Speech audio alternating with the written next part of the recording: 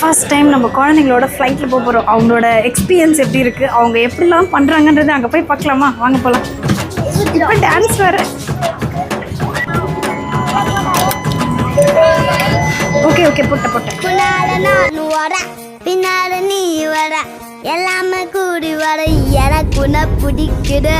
பொல்லாத நேரமெல்லாம் இல்லாம போயிடுச்சு, சொல்லாம சேர்த்து வச்ச கனவுகள் பலிக்குது.